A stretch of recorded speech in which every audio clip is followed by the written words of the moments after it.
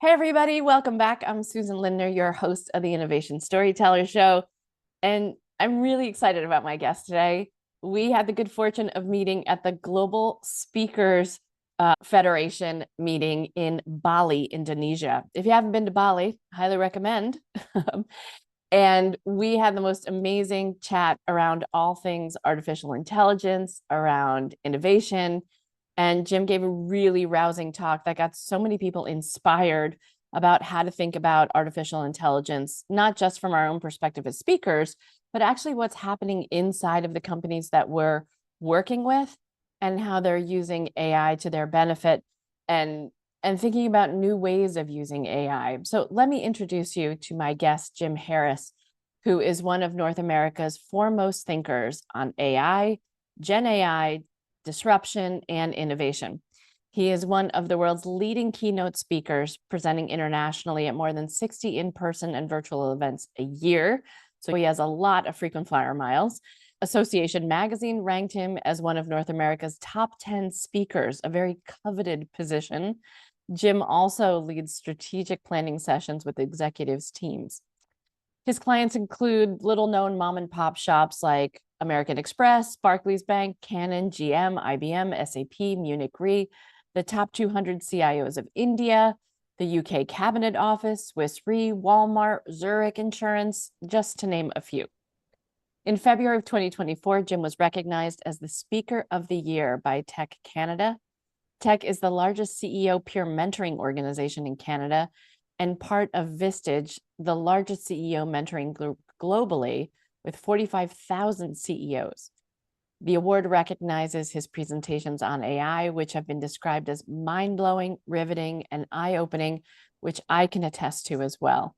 Jim's last book, Blindsided, is published in 80 countries worldwide and is a #1 international bestseller. Soundview Executive Summary selected Blindsided as one of the best business books of the year, sending a summary to 80,000 executives globally, and the Miami Herald called it brilliant stuff. As a management consultant, Jim works with leading businesses, Fortune 500 companies, and organizations aspiring to join those ranks. I'm just so excited to have you here. I haven't even mentioned that you represented the Covey Leadership Center teaching Dr. Stephen Covey's work, The 7 Habits of Highly Effective People. And I don't know if there's a business executive in the world who hasn't read The 7 Habits of Highly Effective People. It's a Bible almost for leaders around the world. So, Jim, thank you so much for joining me. It really is an honor. It's so great to be on the show, Susan. So let's talk about it, because most of the time I ask folks who have been on the show, who have come on the show, how did you even get into the world of innovation? And I think your story was particularly interesting when we were in Bali and you were telling us how you got here. For my audiences, will you share that story with them as well? Sure. So 35 years ago now, I started this journey by co-authoring a book called The 100 Best Companies to Work For in Canada.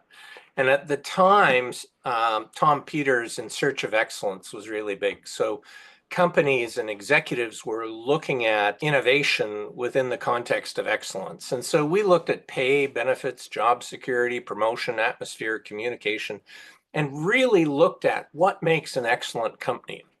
And at the time, one of the companies that was in the final book was IBM. And IBM at the time spent 4% of its total payroll on learning and development. And from my perspective, here was the best of the best, and that wasn't good enough for me. So I ventured out on my own and have had a commitment to 25% of my time always be learning.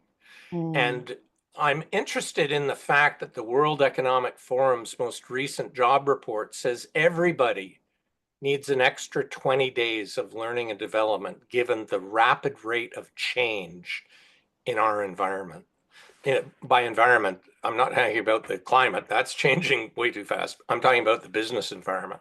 And so when I look at the fact that it took the airline industry 68 years to reach 50 million customers, and it took Pokemon Go 19 days, the question I posed to chief innovation officers is, are you changing? Is your company changing as fast as the technology is changing, as the customer preferences are changing, as fast as this new technology enables business models to change? And so we have to innovate in the way we innovate. We actually have to think differently, because today, 35 years ago, I wrote the 100 Best Companies. Today, the game has changed. It's like we've been playing football all our lives, but now we're on a baseball field and we're still trying to play by the rules of football. All bets are off with AI. So how did I get into AI? 1997 was demarcation for me. It's when IBM's Deep Blue beat Garry Kasparov in chess. He was the Russian global chess champion, and it shocked the chess world. It shocked the world. But if you look back at it, that was $100 million project. I feel like a Dr. Evil moment coming on. $100 million project, which meant that AI was only the purview of large organizations. And what happened on November 30th, 2022, was the democratization and the demonetization of AI so that everybody could use AI. And it is creating the fastest paced changing business environment in the world's history and in my career. So we are, in our learning organization, 100% focused on AI. And you're saying 97 for the majority of folks. This is when people were just beginning to deploy websites in their companies, right? We're beginning to recognize the need for going from analog to digital, much less making a leapfrog move to AI, right? I mean, this was not even a conversation for most of. So I got to tell a little story, and I won't mention any names, but one of the largest insurance companies in North America had hired me in 1993 to talk to their IT managers globally. They were all mainframe managers. And in the context of that half-day gathering, they had one of their young internal people show them the web. And this is back when we had Gophers, and like it was so early. This was with Mosaic. Netscape hadn't even come out. And I just took one look at what he was doing. And when it was my time to get up, I said, this is the future. Everything. This is going to change everything. It was my first time being exposed to the web. Now, I'd worked on the internet before. Like, it was horrific. It was user vicious. It was Unix commands. User vicious. I haven't User heard that. vicious. Oh my God, it was user horrible. friendly. No. In all fairness, Jim, I can remember engineers telling me and software developers saying, I want to keep it ugly because this is for me. I don't need the whole world looking over my shoulder at my code. And like, people had their little fiefdoms and they were happy to play in the ugly rather than doing something that was user friendly. But I love this term, user vicious. Oh, yes. So I said, oh my God, this is changing everything. Now, in the same session was a consultant from one of the analyst firms. It was called the Meta Group. It's like IDC, Gartner, Forrester. Sure, I remember. So I said to this group, this is what you have to do. This is where you have to go. This is the future.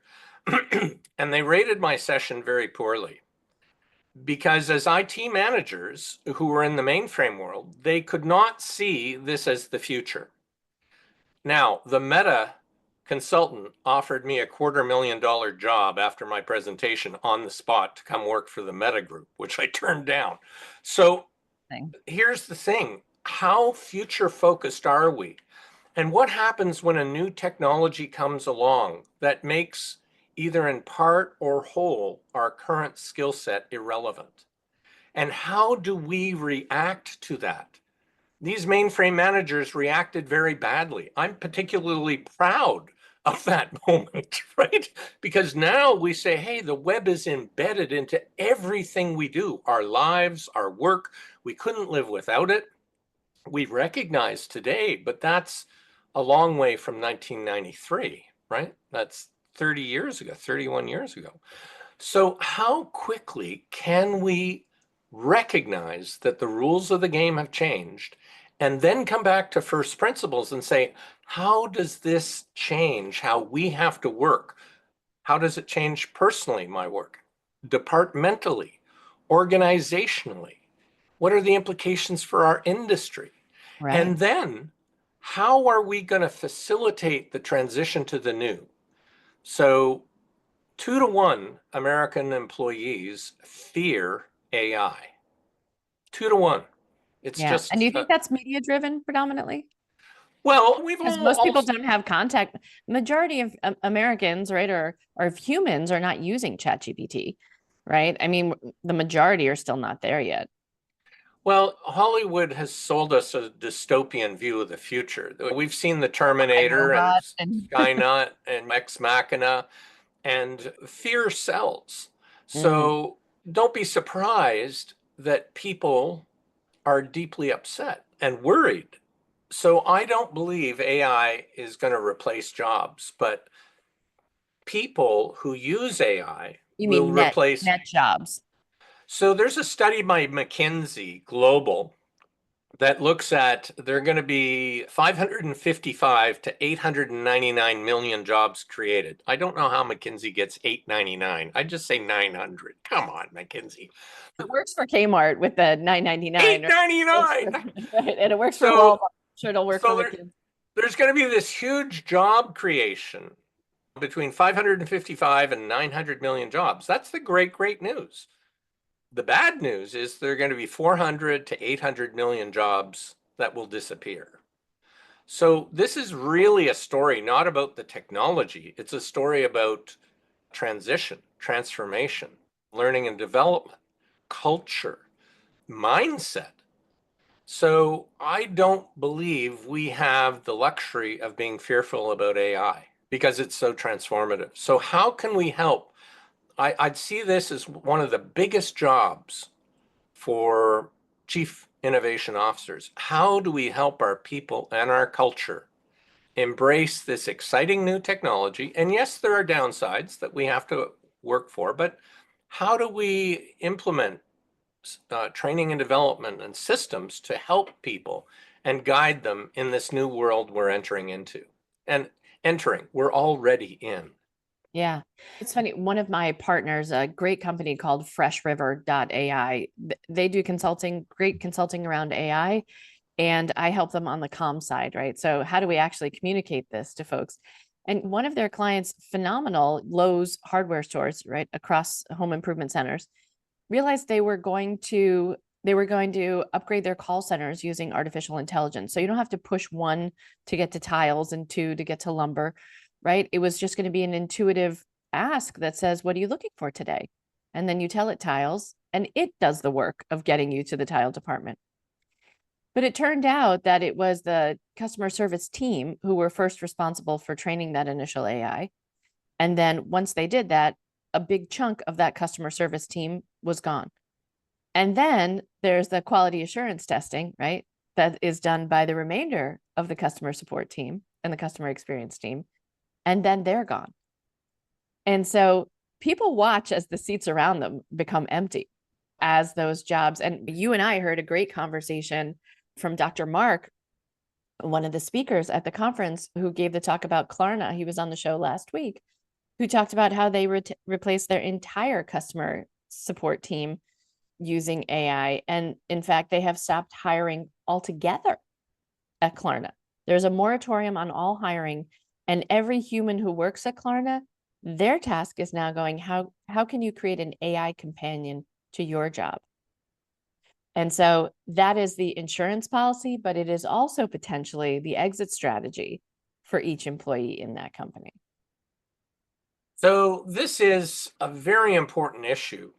If I, as an employee, feel that AI is going to replace me, how willingly will I embrace it and implement it, knowing that I'm exiting Replaceable. myself?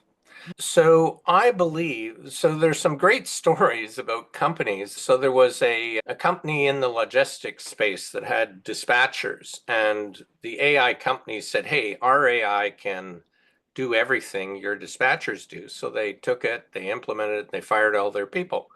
And then the software did not live up to its promise. And then they were scrambling to try and hire back the people they'd fired who had been cast to the wind to their competitors. They can't get them back. Interesting. So I do not think about AI as being a job replacement strategy. There's such huge equity in people. They've worked for our company for 10 years. They know the problems, how to work around systems.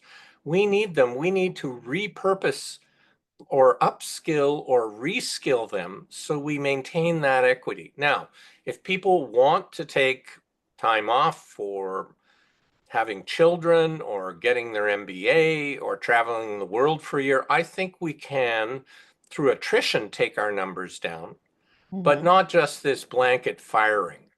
I have seen it with big tech companies laying off thousands of people. And as a result, nobody can get any customer service anymore. I've had a major problem with a large tech company for a year that has remained unresolved. So we are actually, if you have this blanket philosophy of AI is going to replace people, your customer service is going to suffer, I Mm. believe. It's just my experience. Yeah. And maybe that is for now, right? And Yes. we, Oh, and over time, things are Mhm. going to change. So I look at AI as being able to, for instance, double the productivity of an RFP team that does government bids for a $100 million IT firm I work with. And they're not going to lay off those 6 people who are on the RFP team. It takes them 1.5 to 2 days. But using AI, it will double their capacity to put out bids for the government on major IT contracts, and more which, importantly, win them, right? Not just yes. So, but win them. so if you have a 6-person team that can support $100 million, this 6-person team can now support $200 million top line, but that assumes your win rate remains constant. If your win rate goes up because you're improving quality, you could be at 260, 280 million with the same 6-person team. So what is that worth? Well, for this $100 million company, using these tools can be worth 180 million. Yeah, right. Right. And so the benefits there are incredible when you think about just the productivity gains, right? Mind blowing. So I was at the Consumer Electronics Show listening to the CEO of Intel, Pat, and what Pat was saying is we're seeing productivity use cases from 10x to 10,000x 10,000. increases, 10,000x. So Right. I went about to try and prove or disprove Pat's assertion. And we get this question like, AI, is it hyped or is there huge promise? And on the hype side, I want to say some companies are promising and talking about AI, and they're doing that because they don't want to bleed customers. But they're not really walking the walk. They're not implementing fundamental tools that empower their users on large platforms like ERPs. So that creates disillusionment because it's hyped. On the other hand, I have documented use cases with productivity increases above 10,000x. So this offers huge promise. Yeah. And we can talk about one of those if you're interested. Yeah, please. So I'll take a mid-use case. I was at Davos at the World Economic Forum, and I posed Pat's 10x to 10,000x to a panel, and on it was a woman who was in advertising and marketing, and she said, 25 years ago, what we'd do is our whole team would meet with the client for a half day and do a needs assessment. And then we'd go away and think for 2 weeks and create slogans and images and copy. And then we'd come back with the client and present on foam cord storyboards the campaigns. And I thought to myself, that is so Mad Men. My Right. dad, my Totally. dad, Totally. my dad was in advertising in the 60s. Yeah. So Mad Men. Okay. She says, now I do that all by myself in 2 hours using ChatGPT and Midjourney. Mm, So you take a team of people for 2 weeks, and now it's done by one person in 2 hours. You do the math on that, that's a 1000x increase in productivity. So that's a mhm. kind of mid-use case. And then I was at the Mobile World Congress, the largest smartphone and telco networking event in the world in Barcelona, Spain. Such a great show, And I love Barcelona. Oh, right? it's exquisite. What's not to love, eh? And I was listening to the founder of DeepMind, and DeepMind had the AI that beat Lee Sedol in Go using AlphaGo in 2016. Infinitely more complex than chess from Right. 97 with And if you don't Kasparov. know the game Go, it is an Asian favorite, I would say, right? I think that's the origins. I think it's a Chinese game of kind of turning over different black and white chips. If you played in America, if you played Othello as a kid, that was like the dumbed down version of Go. So Lee Sedol was the Korean global champion of Go, and nobody thought that an AI could beat him, but it did. Mm, Shocked the world of Go. So they took that same AI, the engine, and repurposed it for a medical purpose. And there's been a 50-year grand challenge in biology to understand what the 3D structure of any new protein is going to be. So what is a protein? Well, that's how our organs in our bodies communicate with each other. So think about a string of amino acids that's, when it's created, folds up into this unique pattern. And it would take a PhD student their entire 5-year career to understand one protein. mm, AlphaFold has done that work in 2 seconds. So it has taken the 200 million proteins in human and all animal life and predicted exactly what their 3D structure will be. Now, why is this important? Imagine one tiny part of a 3D structure goes rogue and becomes the catalyst for cancer at stage 0. Would it be important to know what the structure is and where that one rogue piece is? And they're now taking the same AI and applying it for pharmacological properties and saying, how can we find a pharmacological product, a drug that will bind just to that one part that goes rogue and causes breast cancer at stage 0? And the reason you want to bind to one place is because if you bind to 3 places, you get 2 side effects. So when you do the math on this example, from a PhD student for 5 years to 2 seconds, that is a 1 billion X increase in productivity. yeah. So this means that AI is A, here to stay. B, it has profound implications for humanity. We don't have a spare billion years of PhD time to study and figure out how to solve cancer at stage 0. So the benefits are huge. This is the biggest revolution in business history. And most leaders, most CEOs do not understand how profound it will be in its transformative impact on their companies and on their industries and society as a whole. Yeah. And I think for the most part, I mean, you're on the front lines of this. I certainly don't know a chief innovation officer who doesn't have 6 different AI proposals on his or her desk right now.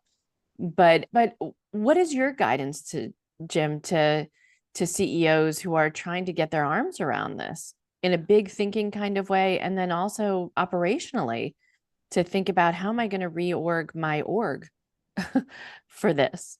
So the first thing I'd say is we don't know what we don't know. Mm, And if the rules of the game have changed, we have to understand the new rules. And so we begin with what I call a shock and awe session. It's mm, a 50,000-foot view of how the landscape has changed and the fundamental, profound ways that AI can add value. And so I see there's a triangle or a hierarchy, like Maslow's hierarchy of value. And the bottom level is productivity. That's what we've just been talking about. Now, there are huge use cases. We've just talked about 10x to a billion X increases. So there's a lot of value there. But the next level up is creativity. That's innovation around and creating images, video, audio. So it can aid the creative process. But then the highest level of the triangle is strategic. So how can we use these AI tools for strategic insight into underserved or not served at all niches of the market and tailor products, services, offerings to. So most of the focus is at the bottom of the pyramid, which is great because there's huge ROI there. But there are multiple levels to this. And so where do we start? And my own philosophy is we should start with use cases that give us the biggest ROI in the shortest amount of time with the least amount of cultural transformation required. In other words, we should start with the low-hanging fruit with a fast payback and get people engaged because people fear it. So if they get engaged at the very easy to implement level, we can start saying, wow, that was kind of cool. And how do we do this? And so that involves an awake session, which is the shock and awe session I talked about, giving people the 50,000 foot view.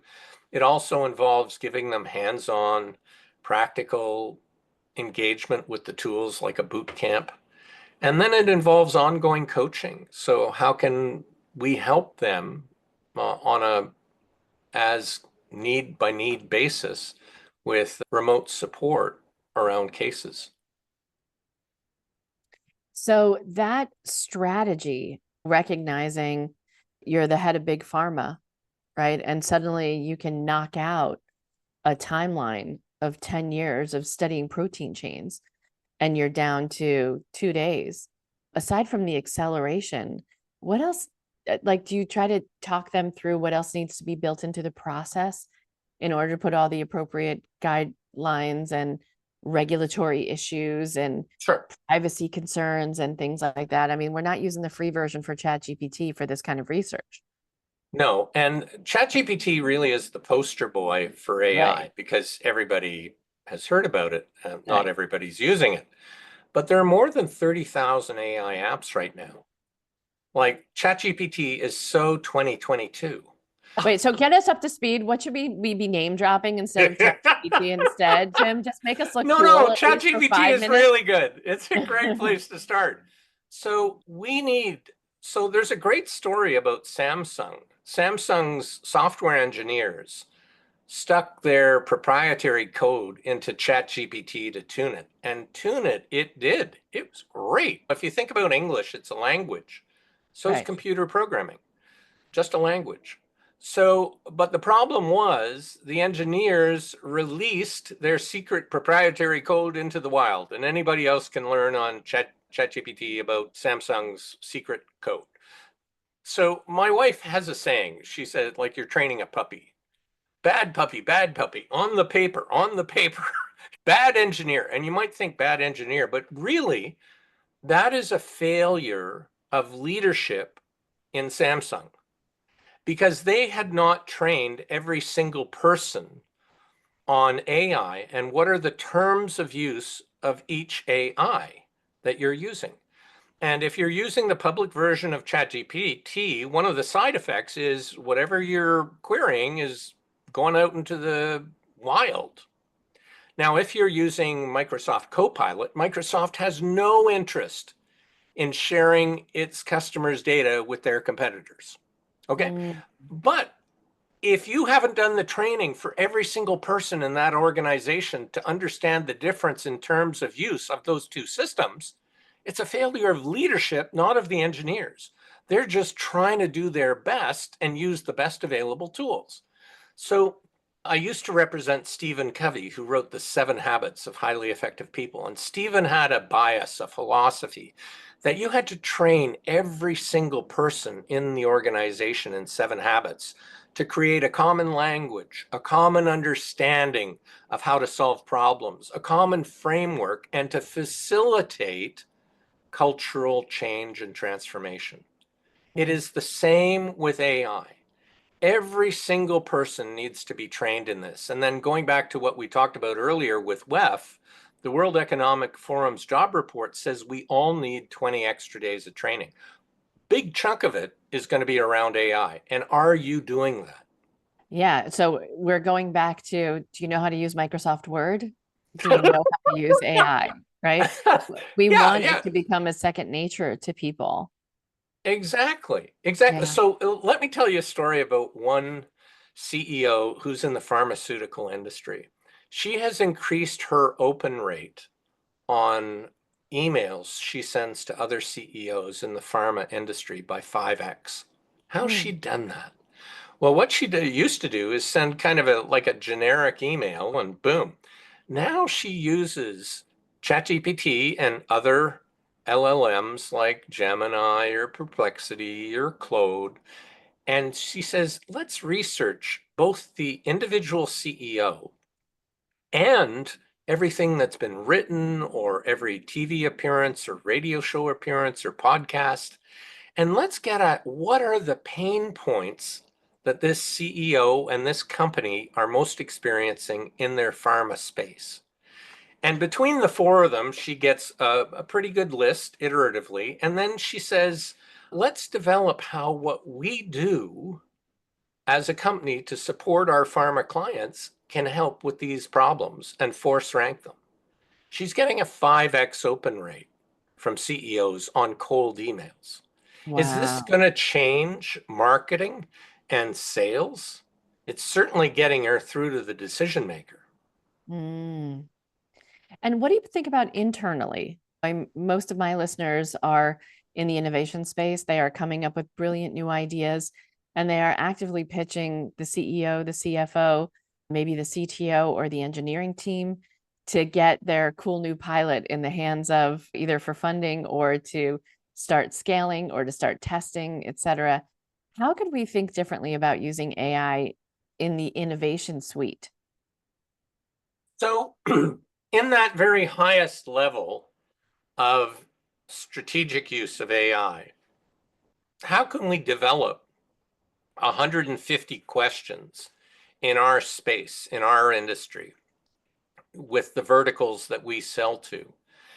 Figuring out what are the underserved or not served at all use cases that are the classic fears and frustrations of our clients.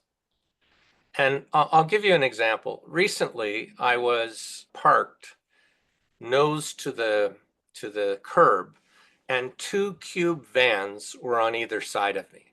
Okay. And so as I was backing out, I had this huge fear that I'm going to come out a foot and there's going to be somebody cruising along at 30 miles an hour in the parking lot. And they're just going to smash my rear end because I can't see anything. And I can't tell you what the feature or benefit is of a car as an average user. I can only tell you my classic fear or frustration. And what I really want, this is my solution, is you remember we used to have antennas on our cars, and when you turned on your car, the radio antenna would go up. I want Sure. this tiny little Wait, antenna. yours actually went up and down? Mine, I just had a stationary antenna on Oh, mine. I'm talking old car in like 1990 W, okay, BMW 3 Series. I had this. Oh, I was talking about a Plymouth Duster back in 1988, but okay. Okay, so I had an antenna that would go up. What I want is a horizontal antenna to come out of the back of my car horizontally beyond both cube vents with a camera on either end looking at is anything coming, is the coast clear, and then I just back out and then the thing retracts back into the car. Now, that's my vision of a product, a solution. But the point I'm really trying to get at is if we want to create real new value for our customers, we have to get at what are their unarticulated needs? What are their unarticulated pain points? I don't even know that a technology could do this as an average customer. I just describe I'm really nervous when I back out with two cube vans on either side of me that I'm going to get smashed. Hmm. So, how can we address that pain point? I'll give you another example. I was late night driving. I'd been in New Hampshire working with credit union executives, and I was going to a national park in Canada. It was 20 hours of planes, trains, and automobiles. I was exhausted. It's the late at night, it's dark. I'm driving through a national park, and all of a sudden, a 2,000-pound moose runs out across the road. Now, you do not want to hit a 2,000-pound moose. First, it's going to kill the moose or maim it. It's going to come through your windshield and likely kill you. And it ran perpendicular, and they show no care about the rules of the road, these moose. They're very uneducated moose. So It's a shame. We got to work on that. I know. And what I'm really saying is I want an infrared sensor in the front of my car that sees the heat image of an animal that's running perpendicular to the road and paints an image in red of an animal running perpendicular to me so I can stop before it runs on the road. Are you with me on this? Now, no single customer in, a focus group is going to say, you know what I really want? I want to see the moose before I see the moose, so I can get my 30-30 out and bag me dinner. So that's just not going to happen. So we have to get comfortable with focusing on the fear, the frustration, and then turn that into a positive feature or benefit. Now, I believe that we have amazing tools that can help us get better consumer insights right now if we use these tools strategically. So I think this is revolutionary for us. Yeah.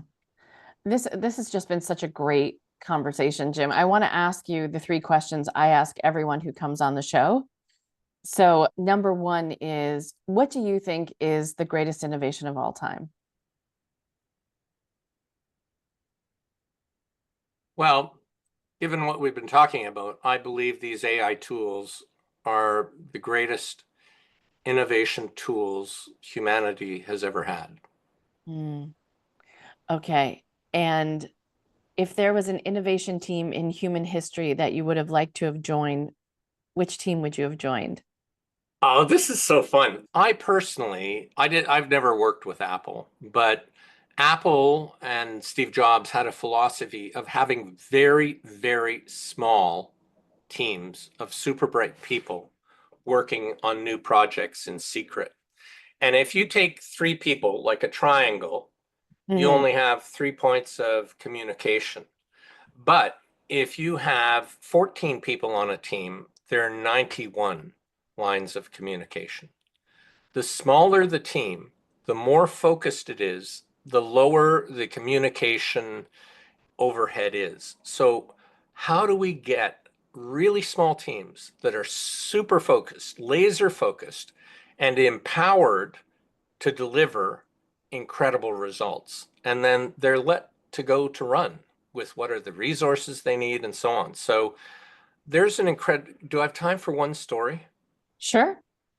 So I was keynoting for a global conference, and on after me was one of the guys who was involved in an innovation with Lego. Imagine you could innovate in the way you innovate such that 100% of every new product that you launched was a guaranteed success. Would that be interesting to learn? Of course. So what they do is they crowdsource. They go to the kids and say, what would you like to have above all else as a Lego set? You tell us. And you design the marketing material and you design the images. Kids work with their parents, right? And they do this. And then they say, if 10,000 people agree with you that they want this Lego set, we will make it. And every one of the Lego sets that has hit 10,000 people committed to it becomes a bestseller. So how can you create a $1 billion business with 100% success? It's not by doing innovation the way we've always done it. We have to innovate in how we innovate. Yeah. Sure. and employ child labor. I think there we go. And maybe just listen to our customers. Oh my God, who'd have Yes. thought? Yes. Like, it's very interesting juxtapositions between Apple, who was like, give humans what they want, but we'll tell the customer how to want it, right? And then the other is crowdsourcing, right? If we just Yeah. try open innovation where the ideas come from the people who love us most, we may find things that we never knew existed. Okay, last question. What is something that really irritates you or something that you adore that you wish someone would innovate into the world? So, meaning something that really annoys you that you just wish someone would fix, or something that you just wish existed that doesn't exist today. I find customer service with so many organizations today is horrific. Mm, You phone in and then you get a menuing system that basically burns 5 minutes of your time. And then the customer service agent comes on and asks you all the same questions again. I mean, I've been only dealing with my bank for more than 50 years, and everything we do, they ask me my name and my address and my social insurance number. Hello, 50 years. Don't you know who the frick I am? These, and then you can't get a real live person in some cases, like Google. I have been unable, and my IT team has been unable, my SEO team has been unable to talk to a real person who can actually solve the problem I've been having with Google for a year, a whole year. Like wow, Google, if you're listening. Yeah. they cut their CSR people when AI came along. So some of the people, some of the companies who could most use AI for good see it as a people replacement issue. They should not. Like Google has a philosophy of do no evil. Well, they've been doing evil by me for a whole year. Yeah, I don't know that that's on the site anymore, to be honest. I don't think it is. I think they Yeah. changed it, which is maybe why I'm having my problem for a whole year. Yeah. Well, Jim, this has just been a fascinating conversation. I would just like to throw in that if you are an avid watcher of CES, if you go to the Consumer Electronics Show, know that Jim is one of the top ranked commentators and commenters on Twitter or X, and you should definitely follow him. He has more than 250,000 followers there. Jim, where would you like people to connect with you in the event that they want to bring you on as a keynote, as a speaker, as a consultant? How should people get in touch with you or read your book? Yeah, so the easiest way is just jim@jimharris.com. Send me an email. And sometimes I can be unresponsive because I'm out. When I'm with a client, I'm 100% focused. So one of the people on our team is Michael, Michael @jimharris.com. Send it to Michael as well. And I'd love to chat with you. Everything I do, everything, all the work I do is bespoke working with my clients. And we are so lucky, Susan, to work in this space. It is so exciting, so interesting. And thank Amen. you so much for the invitation to be on Innovation Storytellers. Thank you so much for being here, Jim. I really appreciate it.